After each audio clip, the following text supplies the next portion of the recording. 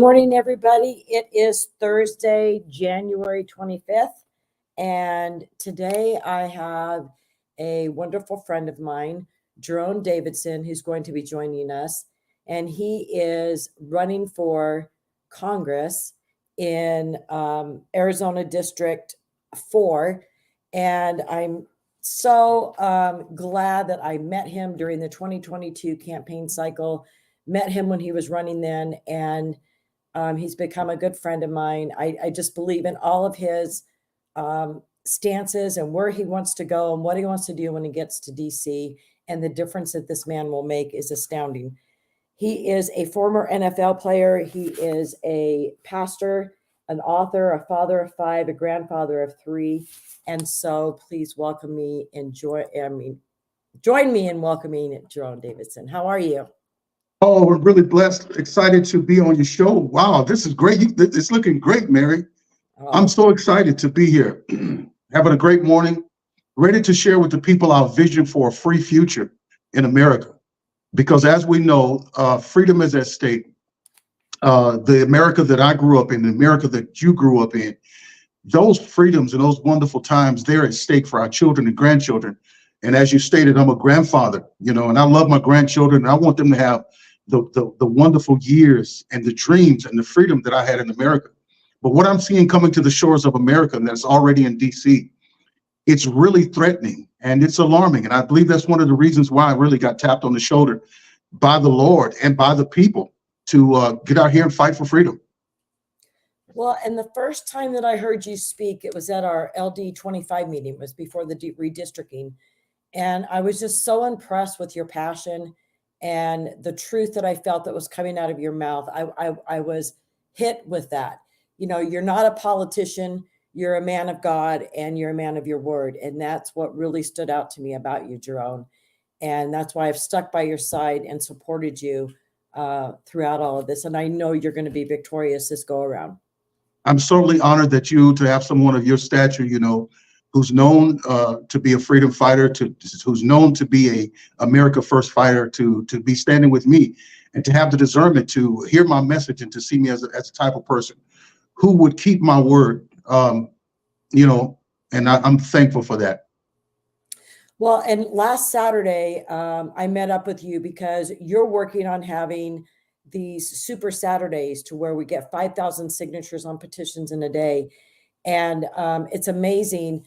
It was kind of a weird weather day here in Arizona. Then we had rain coming into the valley and stuff, but you had a large group of people who showed up, and I can only imagine it's going to keep getting bigger and bigger and bigger. And when I was door knocking that Saturday and talking about you to people and handing out your palm card, people were very excited to learn more about you. And we're definitely going to be going to your website and, glad to sign the petition to get you on the ballot. So I think that you're gaining ground. You're getting known. Yes. Well, I dropped the greatest political ad last year with the Make Rifles Great Again. Yes. I am a strong proponent of the Second Amendment because I believe that's the only reason why we still have most of our freedoms today. And had we given up our guns like Australia did, we'd really be in a real predicament.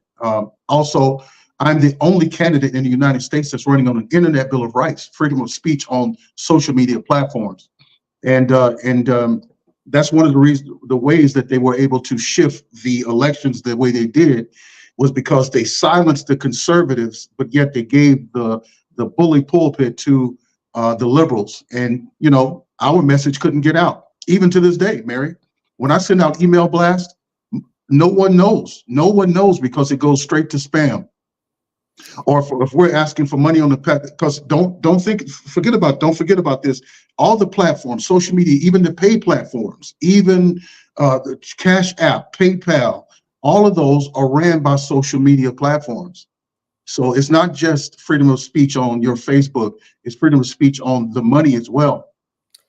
Well, and the thing that I think of when I hear you talking about it, or anytime that I hear somebody say, that this has happened to them, that they've been censored or whatnot, is what are they afraid of?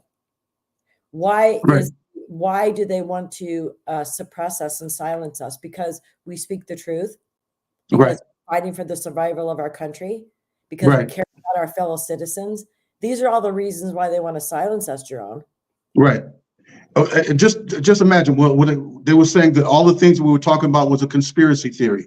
And then when it bore to pass that these things that we were talking about was true, did the media come back and give a retraction? Did they offer an apology to us? Did they tell their viewers that they were wrong and that we were right? No. Their whole thing is that they want to go out and even more censor us, that they want to take away the freedom of speeches because they talk about incorrect information, misinformation, disinformation, and they're the proponents and perpetuators of it. And that's why I'm really tired of it. We need to go to Congress. We need to send me to Congress with the Internet Bill of Rights and to stay the hand of this censorship, because really Title 230 is giving them not only the permission not to be sued, but we're giving them money, which they already have plenty of money. And also in my Internet Bill of Rights, it's a way for people to be monetized. All the stuff that you're doing on your cell phone, all the stuff that you're doing right now, even this show, the data from this show is being sold by the platforms and they're making trillions of dollars. This is the biggest commodity in the world, not oil, not gold, not cryptocurrency. Data is the biggest currency in the world. And so what I'm saying in the Internet Bill of Rights is that we are the ones that are creating the data. We should receive a payment from it. If we don't receive a payment from it, we should opt out and no one should make any money off of it. And I have grandparents, even my mother could use a little $500 or $600 more a month. Right. Well, and it's amazing because they use it like I was a victim of this. Back in 2020 at the RNC, I had flown, it was COVID, but I had flown back to DC and taped a immigration speech to be shown at the RNC. And the day that speech was supposed to be shown, I retweeted. It was 60 threads long about the Federal Reserve. And I had done some research about that previously, like in the weeks leading up to that. And so I knew the history of the Federal Reserve and the people behind it. And that's what I kind of was liking about this thread. Not having gone all the way down 60 to where it was getting a little conspiracy theorist. But the Daily Beast decided to write an article that I'm an anti-Semitic angel mom speaking at the RNC, and they canceled me immediately. The power of the internet and how that went worldwide in a matter of hours was unbelievable. And so now when you Google my name, that's all you find. You don't find all the good things that I did. They have altered my life and they have stripped me of the progress I was making because this has taken center stage on the internet. Right. And our politicians got to do a better job of protecting the freedoms of Americans when we come to this. Because think about it, Mary, your program here could get more traction. It could get more attention, have more viewers, but they have this, what they call shadow banning. Yes. And if it has anything about conservativeness, anything about Trump support, anything about traditional marriage, anything about the Bible. Did you see that recently about Joe Biden going after people who purchased the Bible? They want to know who purchased the Bible. Why are they doing that? Why? Because they want to prosecute and persecute those who have Christian faith. Christianity is under attack in this country. And I do believe that I've been tailor-made and through my experience of 30 years as a pastor, serving the people, being at their bedside, counseling their families, counseling them before marriage, counseling them during their marriage, praying for their family while they're in the hospital, being near and close to the people and having their heart and feeling their heart has made me sensitive to the needs of people for 30 years. And now I've also learned policy. I've also really brushed myself up on the Constitution, and I'm ready to represent the people. And this is what we need. This is a spiritual battle right now. And I believe that as a man who has fought spiritual battles for 30 years, a man who knows the constitutional rights of the people are the things that we need right now, not some person who can make money, because we have plenty of those people in Washington and they can't seem to get enough. Right. No amount of money is enough for them. I think Nancy Pelosi came out with $200-something million. And so we need to do some investigating on whether these people are investing illegally or whether some of that money is being laundered back from Ukraine. Well, and the greed and the need for money and power and to be able to say, I'm a millionaire, I'm a billionaire, I'm rich, and to feel like you can throw your weight around in any given situation is so much more important to these people and these Yes. elected officials and these Right. bureaucrats. I mean, these people who are put into positions without being voted in by we the people, they're Yes. put into these positions. And that's what I like about you, because I can be around a lot of politicians. And let me tell you, Jerone, I was in DC a lot, during Trump administration with the Angel Families movement, and being back there with the congressional members and the people in the Senate, and going into their offices. And if you're quiet and you allow yourself to feel and hear what is really happening around you, you can walk into a representative's office and you immediately feel the veil of evilness come down on you. You It's could feel that slime. yeah. And Yeah. so, and there's a lot of that back there, let me tell you. And there's a lot of them who will lie to your face. They have no problem lying to your face and turning Yes. around and doing the complete opposite of what they've said to you. A grieving mother, mind you, and making promises to make sure that this doesn't happen to another family. So, because you're a word of God, a man of God, and because you preach the word and everything, I think that would be a lot harder for you to do, to face people and lie. And even if it's uncomfortable, I've heard you answer people, even if it's uncomfortable, but it's always the truth. And that's what I I appreciate believe about you. that's right. I believe people deserve an answer. And the things that I answer, I'm answering because of my belief system.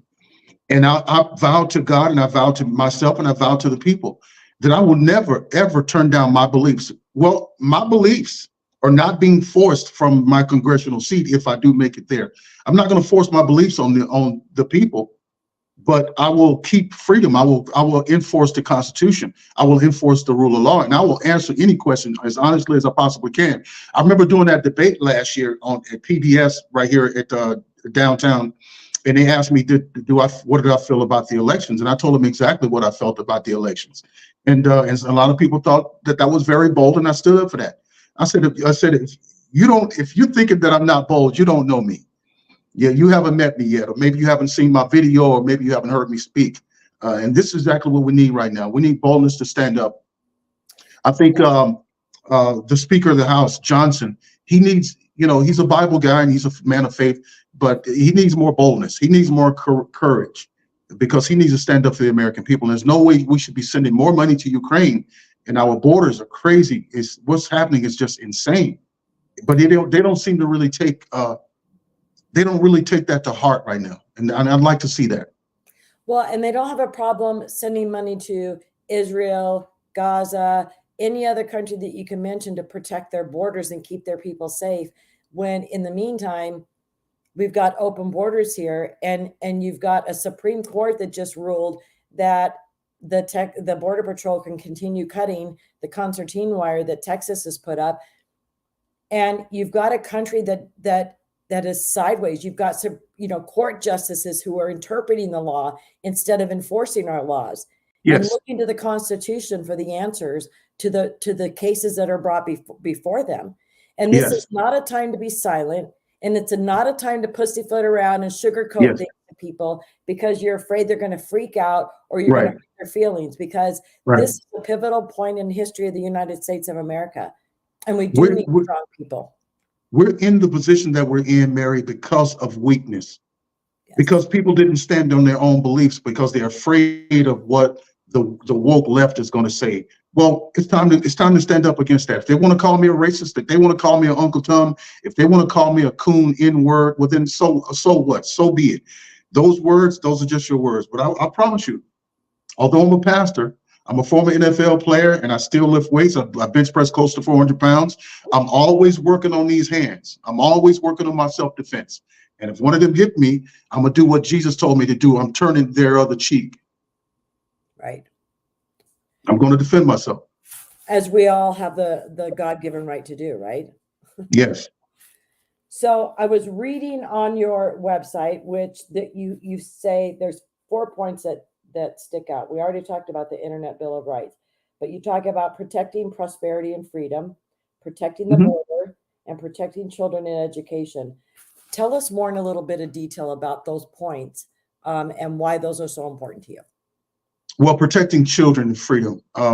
America has now become the largest sex trafficker and human trafficker in the world with our open border. And Joe Biden did something with him. It did something that all of America should pay attention to, and it should be blasted out there.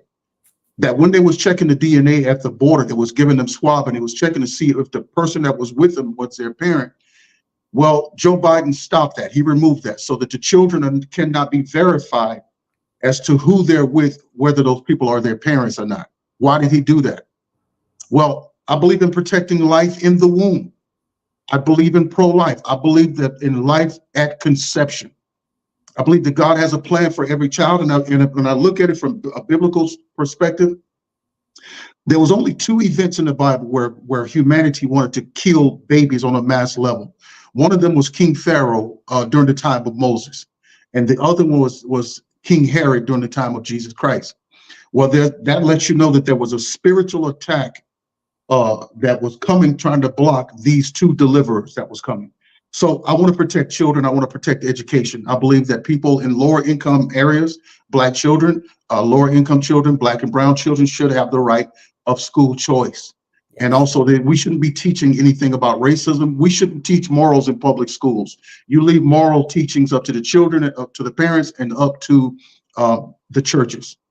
And so protecting children also includes parental rights.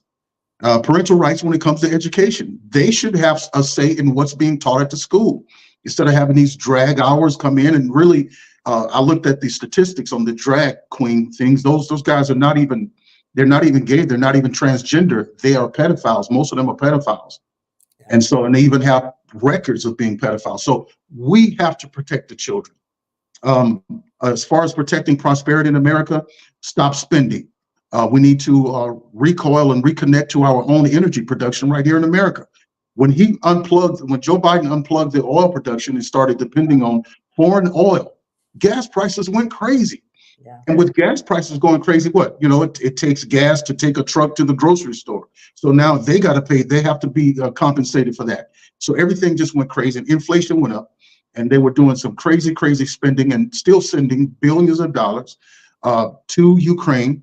And also we're taking care of grown people, millions of them crossing over this border. You know what happened with the rent? I was telling the students at Arizona State, I said, your rent, how's your rent? And it's like, man, it's crazy. It's too much. I said, you know what? It's going to keep going up because the government is subsidizing and paying for the illegals to come here. And the landowners, the landlords, of course, they're going to increase their rent if the government is going to give them this money. Well, in the meantime, you as a worker and as a person who's supporting yourself, you got to go out and get another job because the government isn't subsidizing your housing. They're not paying for you. And so although you want to have apathy and sympathy for the people that's coming into the border, it's making your life unbearable and unlivable. Well, and when you see the types of people who are crossing our border, that's where, you got to do a reality check.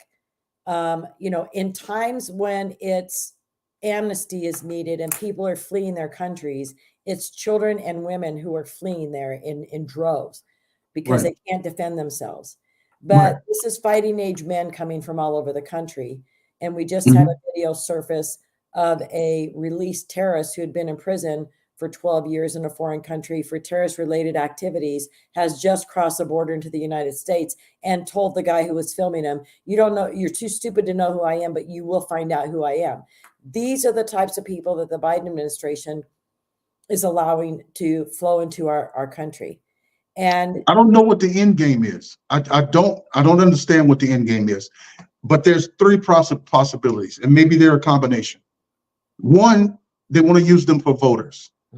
Okay, they want to steal the American voices and take away the power of our vote by watering it down with these people who are here illegally, who knows nothing about this country except for the sandwiches and the milk and the food and everything that we're giving them for free.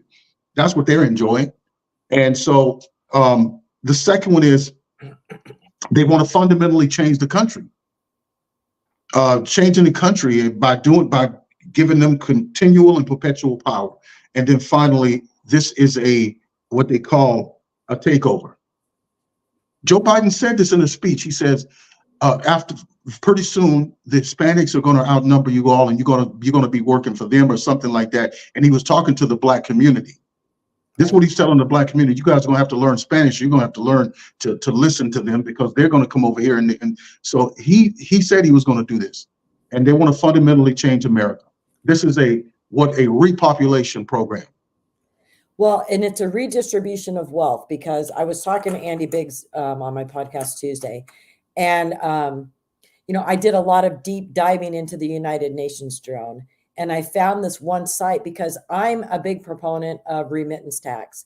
So, the money that these illegals send out of our country, out of our economy, into their countries, it was $669 billion last year, and it's set to be about $674 billion in 1 year that will be sent out of the United States to their home countries.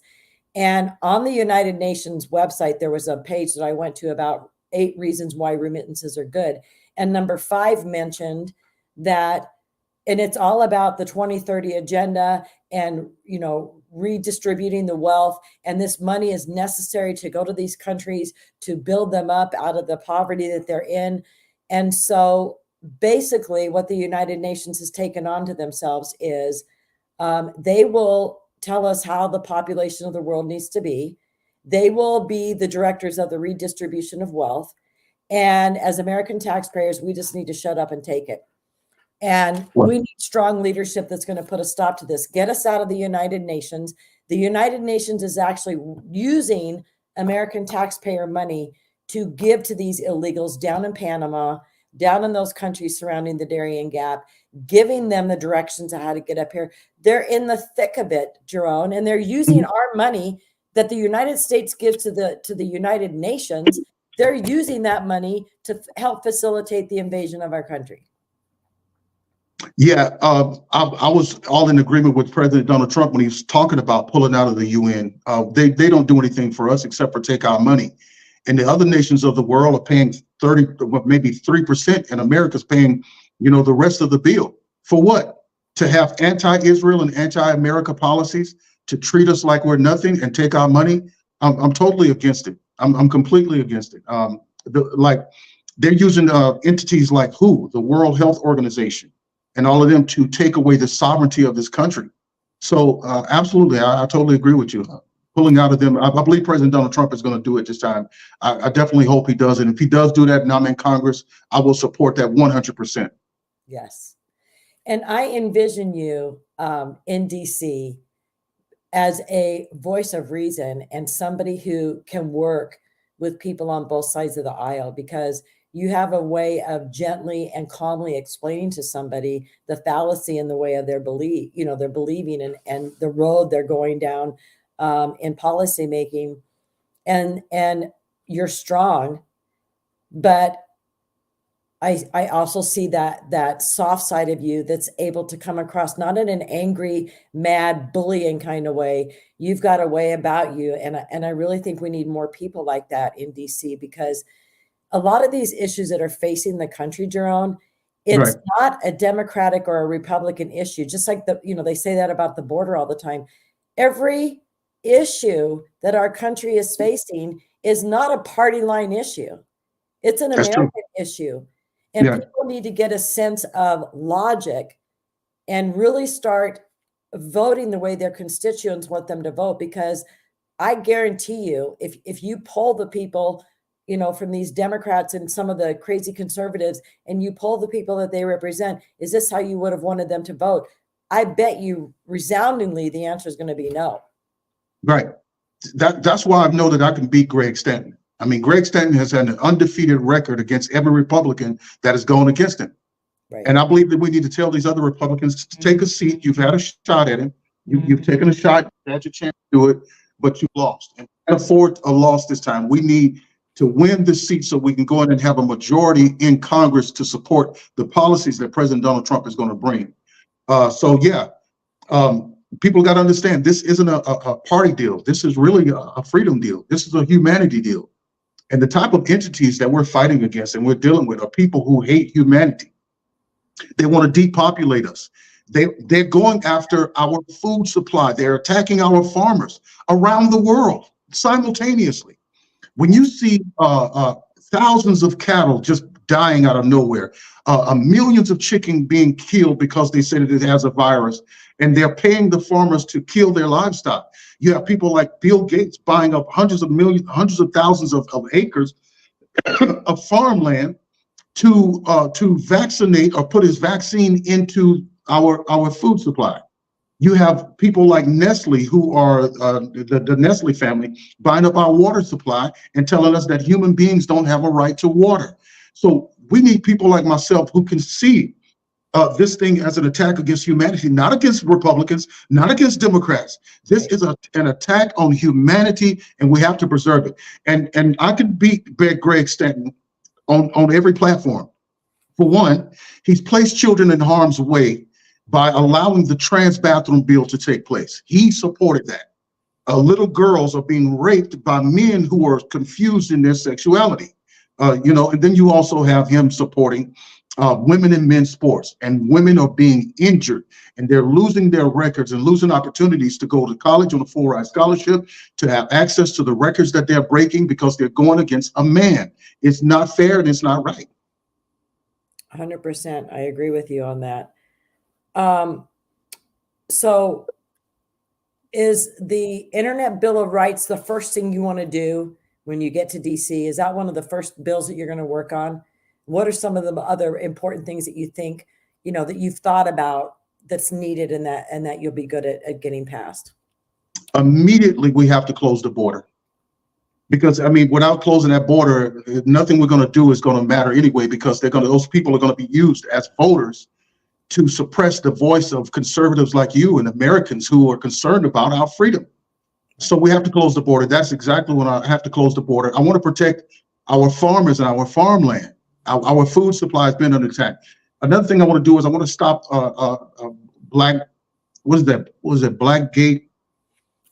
the finance company, from purchasing up all the property, as well as China. BlackRock. Yeah, just having a brain. BlackRock is buying up all the property, and it's causing the cost of housing to go up. China is also purchasing a lot of property. I know a church who put their church on the market, and it was available. Somebody made an offer the first day, and I talked to the pastor. I said, and they told me, I said, I guarantee you it was a Chinese person, and they were shocked that I said that, because it was. They're buying up any and all available commercial and residential property. And we need to put a limit on that. I'm for free enterprise. Don't get me wrong. I'm definitely a free enterprise person. But when you have foreign countries that are enemies of ours buying up our food supply, our property, and stuff like that, we have to put a limit on it. So the first thing I want to do is go after closing the border and reversing the economy, because people have a hard time, making ends meet. They're living on their credit cards. And so those are the first things I'll tackle. But I will wage a perpetual war on these tech titans. You can rest assured of that. Amen. And kind of going a little bit more on the housing situation, because I've been a realtor for decades. But you have Klaus Schwab at the WEF, World Economic Forum, talking about you will own nothing and be happy. And when you look across the valley, Jerone, at the amount of apartment buildings that are being built, that's what they want. They want people to sell their homes. Investment companies buy them up. We don't let individual home ownership happen anymore. And people are all going to live in apartments. They're going to create 15-minute cities to where you're controlled. They know everything you're doing, where you're going. They're going to tell you how much gas you can buy in a month. People think this is a joke, but this is exactly where they are moving at a slow, steady pace. And we are the type of people who would stand in their way. And this is why they have to be on the attack, and they have to constantly be, telling people all the reasons why we shouldn't be put into office. And the majority of it is lies, because the truth is the truth about people like you who are running for office. The only thing that can make a difference is if they tell a lie about you and people go, oh, geez. Yeah. See, it's a conspiracy theory until it happens. They think it's a conspiracy theory until it actually happens. And then the media has a way of not even talking about it anymore. I'm sure that in Noah's day, Noah You know, he was building this boat and it never rained before, and he was talking about something called rain, and the people was probably calling you a conspiracy theorist, and it was a conspiracy until it started raining. And when we start seeing our freedoms slowly taken away through mask mandates, forced inoculations, you can't go to work, you can't fly a plane, you can't travel, you can't go to church. These type of tyrannical actions are showing us what is really at the heart and really under our feet, and it's been there for a long time. And I'm thankful that President Donald Trump came along, and just being on the scene, just being president was enough to cause the beast under our feet to manifest and to show us that the FBI is not for us, to show us that the CIA isn't for us, to show us that our government that we're paying all these taxes to is not for us. Yeah. The government is for itself and it is for the world. But we need to get in there right now, and with the policies and with the president who has the gall and the fortitude and the strength and the desire to do it. Let's get in there right now and reverse this ship, because if we don't, it's going to go off a cliff. If we don't start getting people like Jerone Davidson, people like myself in there who are going to have conservative values and fight for the people and be accountable to the people, because I'm all about returning power to the people. I'm the only candidate in this race, even last year, was talking about doing something for CD4. I have a vision for CD4. I'm not just, my vision isn't just going to Washington. My vision is representing the CD that I represent. I want to make this the reddest CD in the state, in the nation. I want us to be the most conservative. I want us to be the most politically astute. I want us to return to faith and family. I want to put in, I want to know who's on the judges. I want to know what type of judges we have, the coaches, the teachers. And these are the things that's going to assure that our district is strong. But nobody else is talking like that. And so this is the type of leader, this is what we see, that the leadership that we've lacked. Because we send someone to Washington, we don't hear from them again until it's time to reelect them. No more of that. Right. I want to be in and near the people, and we're going to have many, many functions. I'm talking about, we're not just going to wait for our MCRC. We're going to have a lot of functions within our district, and we're going to come together and we're going to know each other. And definitely we're going to know who's conservative and who isn't. And this is what I wanted to ask the people, to be very discerning. And here's one of the ways that can help you be discerning. When you go to people's social media and you look on their social media and all they're asking you to do is just elect them. They're not standing up for any issues. They're not even upset about the false prosecution of President Donald Trump, all of these fake charges. They never say anything about it. These people are the type of people you need to avoid. And yet they're telling you they're fighters, but they're not fighters. And, you know, I played football, and the coaches always tell us the way you practice is the way you're going to play, baby. And if you're not practicing it right now, when you get into the game, you're going to do what you've always done, and that is nothing. When Mike Pence was President Donald Trump's vice president, and it was getting time for him to send those electors back to the states because there was some things going on, some too many anomalies with the election. We wanted to know that what was going on, right? You know, that the states had changed the voter laws without going through legislation. That's unconstitutional. So he and everybody was like, "Oh, Mike Pence is going to do it because he's a Christian. He's going to do it. He's going to do what's right."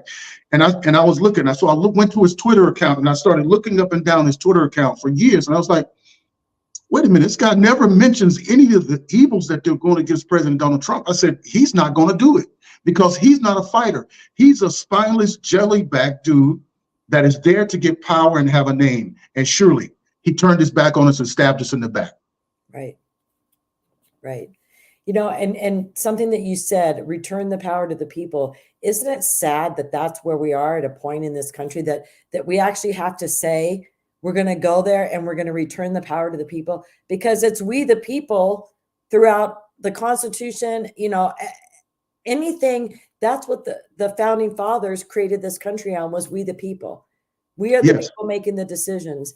And yet if we stand up to anything, you know, you've got a result like January 6th.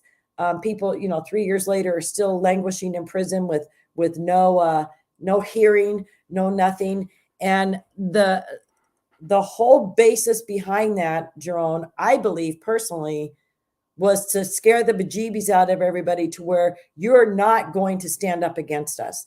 Because if you do, you will be thrown in jail and will lose the key and nobody will hear from you again.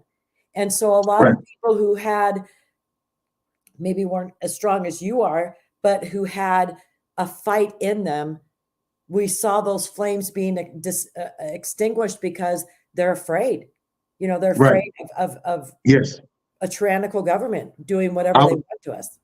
I was at January 6th. I was there because what happened is when I saw the crazy things that happened, the anomalies that happened, the shutting down and stopping the count simultaneously from Pennsylvania down to Georgia to Arizona, and Arizona called it early, but then they shut it down and said, oh, we're going to start and continue tomorrow in Las Vegas, all these different places. We had never seen anything like this. We had never seen anything like this. And so I was one of the first people out at the Arizona Tabulation Center, and I was out there raising my voice at the people and telling those people in the building, because they had put a fence around the place. They fenced themselves into our building. It is the building of the people. But yet you put a fence around it to secure you because you feel threatened because we didn't have a transparent election, and we deserve that. So we need to get rid of the machines. We need to get rid of the people who are the supervisors on the board. Well, I call them the board of serpents. Yeah. Because they don't represent the people. And so, yeah, when they put that fence around there at Washington, D.C., and fenced themselves in and got the National Guard and making them sleep in the parking structures instead of giving them a nice hotel. Look what they're doing for the illegals, giving them nice hotels, giving them all types of accommodations, giving them money while you make our soldiers sleep in parking structures. This is how Democrats operate. They're really hateful towards Americans.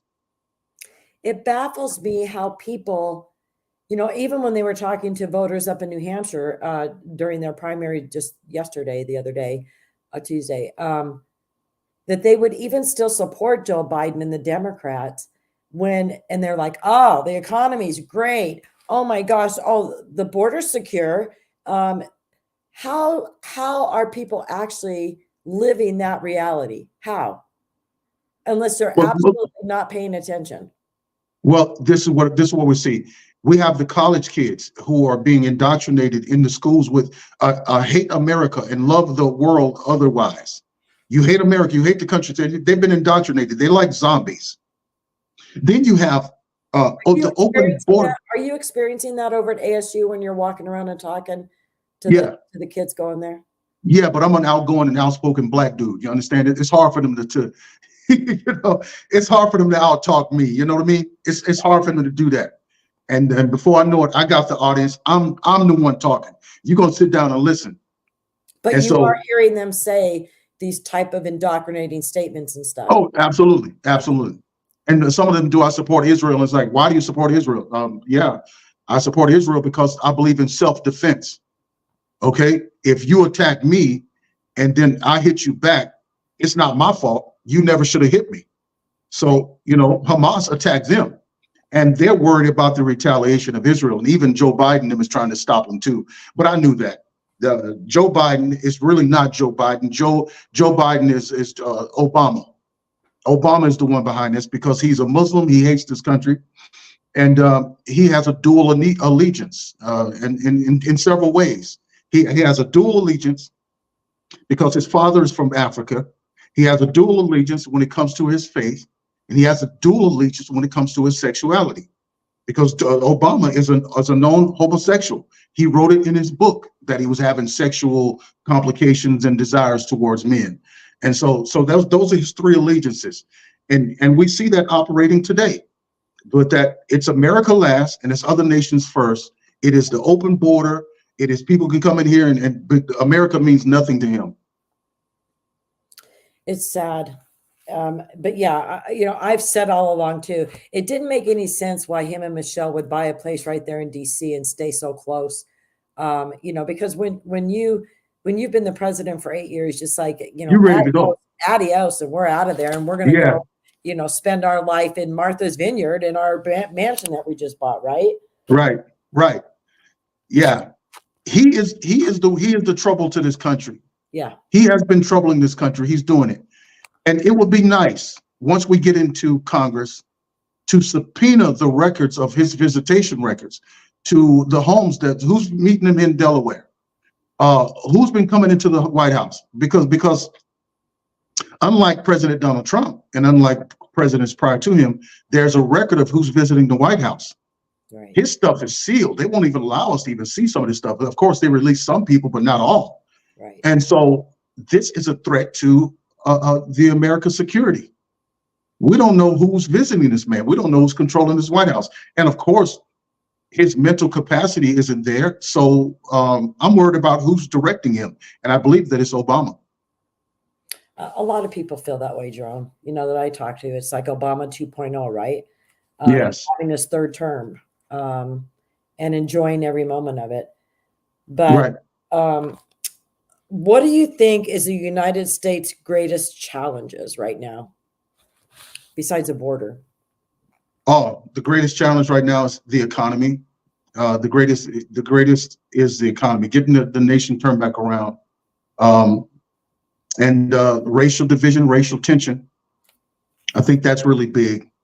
But the biggest problem for America right now, just to be honest with you, is the Democrat policies. Their policies are what's destroying the country. And I believe the country can see the great contrast, right? Because when President Donald Trump was in office, the problem was him. It wasn't his policies. The media had a personal bias towards President Donald Trump. They had a personal bone to pick with him, but his policies kept us free. His policies kept us out of war. His policies closed our border, and everybody reaped a harvest. Okay? Yeah. But as soon as the Democrats come in and they begin to enforce their policies and worship for the weather and all of this stuff, and worship for strange sex and sexual this and sexual phobias and all this stuff, they even did this thing on the White House with the flags on the White House, on the people's house. It was just, it's crazy. So to me, the greatest threat to America and the problems that America is facing right now is Democrat policies. Just think about it. We started having inflation. They're super spending. We had chain supply issues. We have war problems. I mean, just everything. It's the Democrat policies that's hurting this country. And if we were to pull out all of the Democrats and remove their policies with them, America would be prosperous. We would be booming. And the racial tension and the sexual tension that's going on, you wouldn't even see it. It's kind of like, it would be like getting rid of the devil. Right. What's so funny, during the Obama administration, that's when the whole, cop hate rhetoric started, because Obama was the facilitator of all of that, Yes. and it was during the Obama administration that my son was killed. And I wrote to him twice, and I was even in DC, a block from the White House, having lunch with friends, when I hear that he has illegal teachers at the White House, having a meeting with them, and would not meet with angel moms by any means. But, the border was an issue back under Obama. Yeah. And it's amazing when you look back through history and the recordings, on news stations or from C-SPAN or whatever, the things that Obama and Biden, especially Biden, said about illegal immigration, back when he was a senator. Yeah, I remember seeing those clips. And it's like, how do you fundamentally change? Those are not the types of things that change with you overnight, Jerome.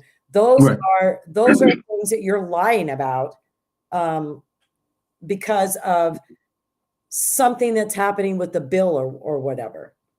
Exactly. Yeah. Exactly. Yeah. This tells you what? That they are coming in line with the globalist agenda. Yes. Okay. It's not, they've really departed from the Democrat, and the Democrat policies were already pretty bad, right? So when you see them opening the society, open the border, that's the George Soros thing. That's for the Bilderbergs, that's for the bankers, that's for the Rothschilds. This is for these evil people who want to remove America, because America is the last gem and the last beacon of freedom for the world. Okay. And if America goes down, well, then the whole world is going to go down, and everyone's freedom is taken away, because these tyrants are very tyrannical, and even including that dude up there in Canada, the real sissified man. Trudeau. He's a real punk. Yeah. I want to see them get rid of him. And I think their Supreme Court just overturned some of his policies, and I'm happy for the people of Canada. And just, we should all just be and enjoy our freedom, see and be aware of any policies that are coming to take away those freedoms, whether it's gun rights, whether it's right to marry, whether it's right to travel, whether it's right to have a job, whether it's right to decide to get a shot for your body or not. When the government starts getting involved in these little nuances of everyday life, well, then they've overreached their authority. The government, the federal government, their authority is very limited, and it should be very limited. But every time the Democrats get in, they expand their authority, and in expanding their authority, we have to pay more money because we have to pay for all these governmental oversight over this and over that committees, and it costing us a lot of money. I'm for shrinking the government. We need to shrink a lot of these things and let the American people live their lives. Well, and America runs smoothly. The way that our Constitution's written, a person wants to own a business, you hire employees, you pay them, people pay their taxes, we grow food, we supply it to the stores. And it's when these globalists decide, yeah, we need to get in there and like start stirring stuff up and stop these people from living such a good life. I mean, what is wrong with the way America was? What needed to be changed? Nothing. Right. And right. You've got Biden's statement, grow back better, or whatever his stupid little build back better. Build back better. Yeah, you're building back better, all right. You're building this country out for illegals and forcing American taxpayers to become your grunts. And I want Americans to become more angry and make the decisions that are going to change this around, by voting the right people into office. Right. I really pray for the people. I pray for our people with this decision, with CD4, with myself, and with my Republican opponents, and just around the country. Please be astute. Please be discerning. Yes. And make sure we're doing what's right, because this is a spiritual battle. This is for it all. And if we make the wrong decision on this, you don't have room for many more mistakes. Because when they've shown us their hand right now, and this is pretty heavy, they're going to take it all after this. I mean, it's going to be over. And I believe that once people hear me speak and they see my platforms, and I would answer any questions that the people have. I would answer any and all questions. As a matter of fact, I've told people before, I want you to vet me before you give me a dime. Don't give me anything. Don't tell people anything about me until you vet me. And I wish they would do that for every candidate. Do your vetting. And like I said, one of the best places to do is look on their social media and see what type of stances they're taking against corruption. If they're not taking a stance now, they're not going to take a stance then, because the same pressure, as you can see from that phone call from Kerry Lake and Jeff DeWitt, they're going to put that type of pressure on you. It's going to be financial pressure. It's going to be you getting reelected type of pressure. And you need somebody like me whose devotion is more to God and to the people than to those bureaucrats and those people that are unelected but yet running this country. Right. I'm going to ask you one last question before I let you go. But how do you feel about one issue bills? That's a big problem back in DC, to where they have these mega bills where all this crap is thrown in there. And, these research projects and, this bridge to nowhere and millions of dollars are just wasted. How do you feel about bringing something like that forward and pressuring these people into having one issue bills? Yeah, I'm against the omnibus voting stuff. That is, they come in with a stack of stuff like this, and you got 3 hours to read it all. No one's reading that. That is a threat to national security. It's a real threat, because we're signing our approval on that, and we haven't even checked it out. It could be saying that we want to poison the water of Northern California. We want to poison the water of Arizona because there's a certain fish in there that we need to poison. But yes, some of the poison is going to poison the people. It could be anything like that. So we need to get rid of omnibus bills and go back to one issue voting. Yes, it's going to take some time. But that's what we're in Washington. That's what they would be in Washington for. We need to know what's facing the American people, and we got to take that job very seriously. Well, and if it's one issue bills, it would be pretty hard to stand up there and say, I need $1 million to study why frogs croak. I mean, you'd be exposed, right, for the crap that you're bringing forward, instead of having a straightforward bill that that is beneficial to the American people. So they were sending money to India to study, like why frogs are gay, or why grass is green, or to support same-sex marriage or transgender stuff. America is not the evangelist for same-sex, and that's when Obama went over to Africa and tried to encourage them to embrace same-sex. I mean, why are we paying for that travel? We're not sending you out there to do that. We want to keep the world safe, not force them to accept someone's sexuality. Everyone is free to live their life. America's not telling you how to live your life. As long as you're not harming anybody or touching our children or committing any crimes, you can do what you want to do in your home. You understand? As long as you're not killing anybody. So the type of sex you want to have, you do that. But when you come out of the closet and try to force it on societies, now that is a problem. But that's what we've seen under the Democrats. Right.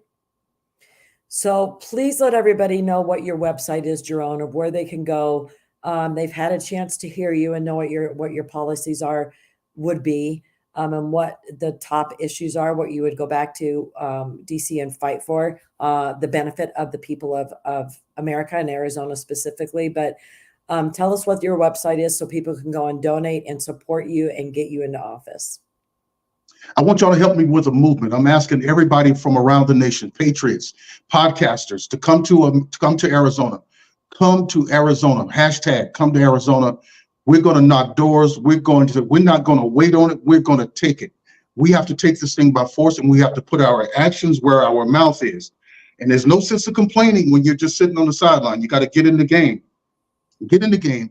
Come out and help us pound doors before it gets too hot. And when it gets hot, I'm expecting the numbers to decrease instead of increase.